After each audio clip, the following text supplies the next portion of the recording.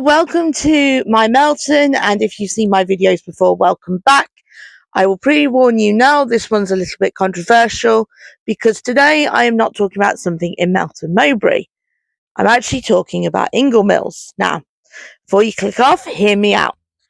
I've not long returned from a Butlins 90s loaded big weekender, and when I tried to research it before I booked it, I couldn't see any reviews for the 90s Weekender, let alone Skeg Vegas.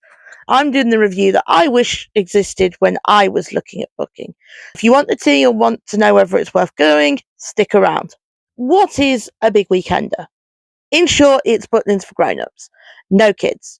It's music, booze, off-the-rail bingo, partying, the whole shebang. They run year-round on term-time dates at their three sites, Bognor Regis, Minehead and Skegness, aka Ingle Mills. I don't know why they've called it Skegness, because Fantasy Island is literally down the road. We could see it when we were going to the beach. Now, some of these are decade themed that cover the 60s to the noughties. Some of them are more based on music styles, so indie, garage, reggae, and there's even a darts one. And we did the 90s Reloaded one because there's a lot of songs that slap hard in that decade when you go and do karaoke. For our group of four, we paid £167 per person for a no frills, basic, standard room, and that covered your accommodation and most of the entertainment on site. Now, alongside this, we chose to add half-board dining, which we paid £78.66 per person, and then a bottomless brunch, which was £39.95 per person, meaning we paid £286, which is not cheap. And actually, upon further research, we found it was one of the priciest weekends on offer. With that in mind, here are 3 top tips. 1. Likelihood of you finding a cheaper weekend online, apart from the one we quoted, is very high. Have a look on the website if you've got date flexibility. 2, if you are on a family break and have previously booked their all-inclusive packages, please note you won't be able to book them on the adult weekenders for obvious reasons. And number 3, keep checking the website after you've booked, especially if you've booked ages in advance, because they offer a price match guarantee, and deals for this will pop up all the time, especially to start the break. And I'm a little bit salty that we could have actually got a better room at a lower price if we just waited about a month before the weekend has started.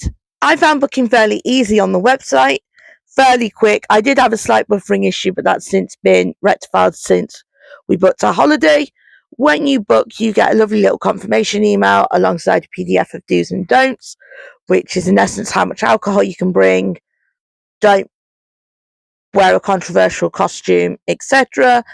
So if you want a bit more detail, you need to kind of look at Facebook groups. I would say TikTok, but when I looked on TikTok, my For You page turned into lots of walk and shame montages and something about a pony being fed on the dance floor. And then alongside that, there are weekend chats for your Pacific weekend as well. I went into this break thinking that big weekenders are just chaos and that poor Rainbow the Dog is the last little reigning shred of innocence within our world. That begs the question, was Butlins as horny as the internet said it was? Honestly, it depends. Now look, if you want to get up to adult activities, shall we say, you can do that just with the other respecting adults. And if you just want to eat, drink and vibe with your mates, that's also perfectly fine. You will have fun either way. There's no pressure here at Butlins. It's kind of like a music festival meets your party island holidays meets your traditional seaside caravan park. What we actually do on a Butlins weekender, well, it varies on your own personal preference, but there is plenty of bars and opportunities to drink. You're looking at about £6 a pint. Spirit mixes around the 5-ish mark. It's not the cheapest, so if you bring alcohol with you, by all means pre-drink. We did bingo bango, which was just chaos. There was music, prizes, dance-offs between the numbers. It was one of my favourites of the whole weekend, and I look forward to doing it on future ones. Basil Brush was also a brilliant one, another one of my favourites. Won't go into it too much detail because Basil doesn't want to spoil it, but it was very nostalgic. Also enjoyed Pat Sharp's Sing Along Sunday, who looks a lot younger than the age he told us on that night. Pat, you watch this, please drop your skincare routine in advance. Lee and I also watched East 17, loved them, was very pleasantly surprised for them. They were great, but Reds itself was absolutely sweltering. Butlins Skegness, please install aircon. Another thing we did was a bottomless brunch on the Saturday. I love a good bottomless brunch. The concept, you pay, you get scran, you get bottomless drink for that period. We got a 2-hour one. Food you could pick from like a burger, a brunch dish or pancakes. The DJ was really good. I had a really nice chicken, cheese and salsa burger.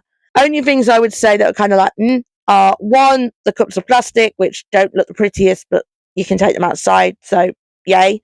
And two, we booked the 6 to 8 p.m. slot, which takes up a majority of the dinner service for the half-meal meal plan. If your priority is getting as much of your money's worth on that, book one of the earlier slots. I would say the 11:30 to 1:30 one.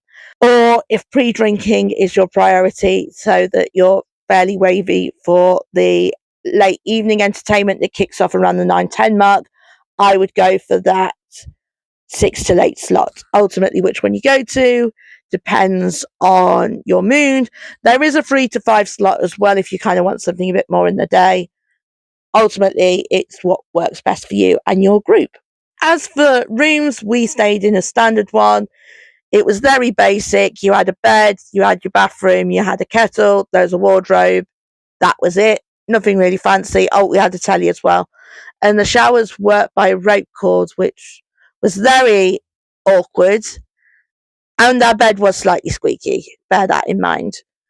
As for the dining plan, we have booked it again on a future trip. It's not Michelin star suit by any means, but it is solid. There's plenty there. I had more than enough ice cream, and shout out to Ken, who did my omelette on a Saturday, whose customer service was brilliant. As for downsides, we didn't do the fair because the fair was closed, and the first we knew of it was the What's On program, which doesn't drop until a week before your trip. In addition, I didn't enjoy the evening stuff as much as I did the daytime. Maybe it's because I was born in 94, not growing up per se in 94. So maybe that would be different to the noughties one. And the last kind of thing you might need to be aware of downside wise is that it is very loud in the entertainment areas. I didn't think it was a problem. My friends and Lee did. If you are a noise sensitive person, bring yourself a good pair of earplugs, bring yourself some ear defenders. With all that in mind, would I go back again? Yes, I booked 2 of them. Would I recommend it? Yes, if you love live music and festivals. Yes, if you want a fun weekend that isn't trying to be a luxury one. Yes, if you're open to a bit of madness and aren't afraid to look like a twat. No, if your dream holiday is lounging it up in a 5-star Maldives place, but don't knock it until you've downed a plastic cup of beverage whilst dancing to the Venga Boys with Pat Sharp on the desk. If you know Butlins and you come into Butlins for what it is, which is a fairly cheap for what you get weekender with some of the acts in the decade that you might grow up with, you will have a good time.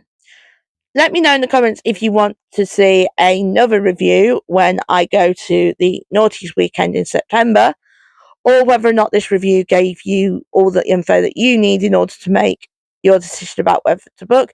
And if you've gone to a Butlins weekender, drop your funniest moment or your top tips below. Let's go and compare notes. I had a whole thing with someone trying to flip tables. It was a wild time. And if you're not one of my lovely follower folk yet, fix that and drop me a cheeky follow on all of your favourite socials. See you next time.